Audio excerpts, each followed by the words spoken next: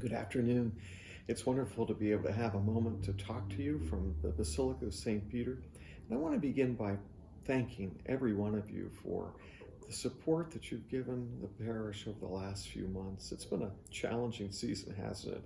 COVID-19 has affected everybody, and for many who've not been able to come to Mass due to age or ill health, or simply because for several months we couldn't, we know that separation from the Eucharist and from your brothers and sisters has been challenging. And it was very challenging for us to have Mass without you for months on end, to basically be preaching to an empty church was not easy.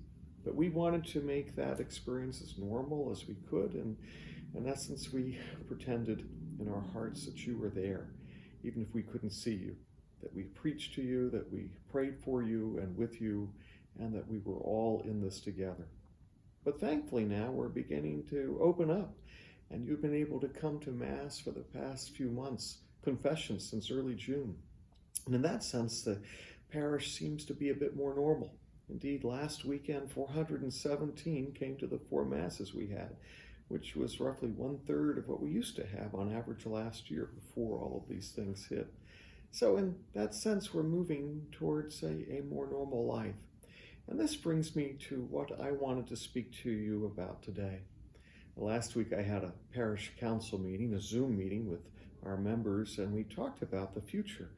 And I told them something that Father Fremble and I have had many conversations about, that the church has never told me, her priest, or any priest for that matter, what a parish should be like, what a healthy parish should look like. And so it's often left to us to envision in our mind, what type of parish, what activities at a parish, what life of a parish will support the spiritual welfare best in a parish.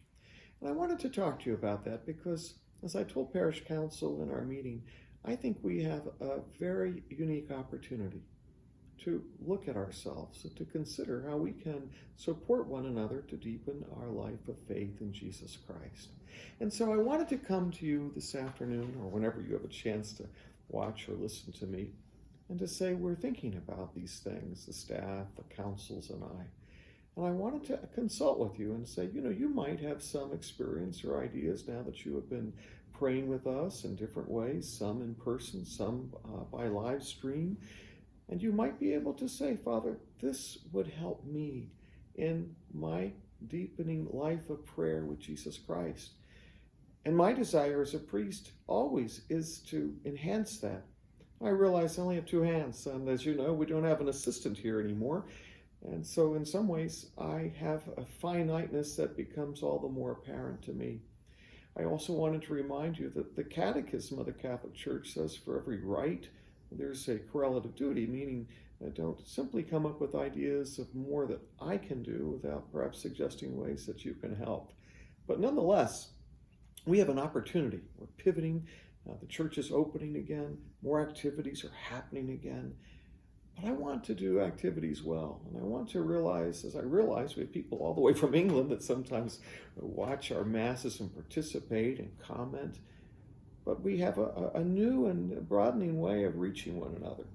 And I think that in-person contact is really most effective, especially when in person we can truly receive from the table of the Lord the Eucharist, which is so vital to the life of every Catholic.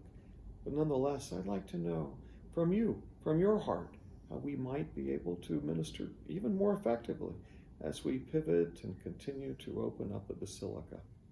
As I began, I simply want to thank you. We've been in this together, and our parish has remained incredibly united. Indeed, your giving has been awesome. Some parishes in New York have seen a 40 to 50% drop in parish revenue, and that's simply not been the case at St. Peter's. I felt a little bit nervous this summer when we went ahead and invested in the Basilica, spending $560,000. And most of that will be available to you beginning this Saturday night, which is incredibly exciting. And when you come in and see how beautiful the new pews are, you might think, wait, they don't look that much different. They aren't intended to look different because we wanted to mirror the beauty of the original design. I think you're going to come in and say, we've been good stewards here. We've invested for the future, and we've thought about the next century so that we could continue to worship in the beauty of holiness. But the beauty of holiness is not just in a building. It's in the heart of every believer. And that's why I'm coming to you today. Help me help you, and help our parish to be a beacon of hope for those throughout the world that have spent some time visiting with us online during these challenging days. I pray that St. Peter's will be known in the years to come as a place of great hope, as a place that touches hearts and changes lives. And I hope you'll help me to accomplish that. Thank you for listening to me, and I look forward to hearing from you. When you get our survey in the next few days, fill it out. Let us know, and always keep in touch. God bless you.